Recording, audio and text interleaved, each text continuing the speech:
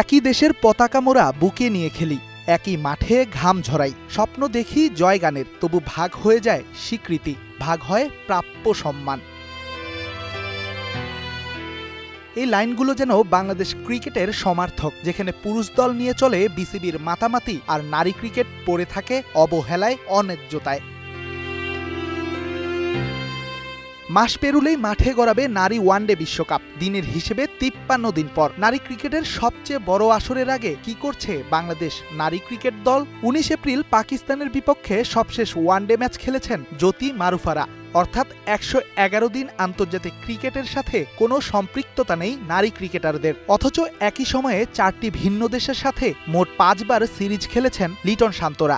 মানে জ্যোতিদের কপালে যখন একটি আন্তর্জাতিক ম্যাচও জোটে না, তখন 3 ফরম্যাটে মিরাজদের কপালে জোটে 19 খানা ম্যাচ।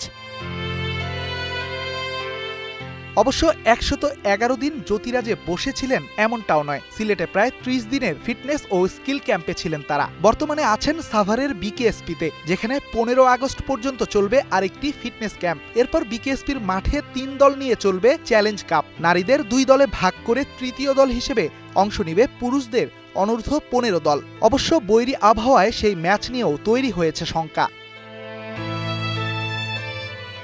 নারী উইংসের দায়িত্বে থাকা নাজমুল আবেদিন ফাহিম অবশ্য এ নিয়ে কথা বলতেও নারাজ। বারবার চেষ্টা করেও পাওয়া যায়নি কোনো উত্তর। অবশ্য পুরুষদের ক্রিকেটে এই প্রভাবশালী বোর্ড পরিচালক থাকেন নিয়মিত সফর সঙ্গী। নারী ক্রিকেটের জন্য একটা সিরিজ আয়োজনের ব্যর্থতা কি ঢাকাতে পারবেন তিনি? নারী ক্রিকেটে এমন পরিকল্পনার অভাব দেখে বিস্মিত দেশের সাবেক অধিনায়ক মিনহাজুল আবেদিন নান্নু। ঠিক যাওয়ার আগে 3 মাসের মধ্যে আপনাকে মিনিমাম একটা সিরিজ আপনাকে খেলতে হবে, যেখানেই হোক, আপনার হোমে হোক বা হোমের বাইরে হোক, কম্পিটিটিভ ক্রিকেট দরকার।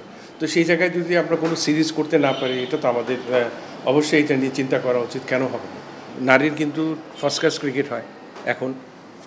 ওরা কিন্তু লঙ্গার ভার্সন ক্রিকেট খেলে, ওরা ওডিআই ক্রিকেট খেলে, ওরা টি20ও খেলে। তো সেই জায়গায় কি 2টো দল করা যায় না? অবশ্যই করা যায়। এই জায়গা থেকে এই টিম করতে পারতো বা হাই পারফরমেন্স ইউনিট একটা করতে পারতো। এটা কিন্তু করা যেত। এখানে আন্ডার-15 দল খেলানো তো আমার খুব যৌক্তিকতা আমি দেখি। এদিকে শুধু নান্নু নন, বোর্ডের এমন কাণ্ডে হতাশা ঝেড়েছেন নারী ক্রিকেটার রুমানা আহমেদও। কোনো টুর্নামেন্ট না, কোনো কিছু নাই, যে এখন কি একটা ভালো পেয়েছে যে এই যে আন্ডার-15 এর সাথে একটা টুর্নামেন্ট হয়তো বা এটা বিশ্বের জন্য খেলা হবে কিনা সেটাও ছিল না। তা উইদাউট প্রিপারেশনে ওয়ার্ল্ড কাপের মতো জায়গায় এরা যাচ্ছে। পরবর্তীতে কি হবে, লার্নিং প্রসেস হয়ে যাবে জিনিসটা।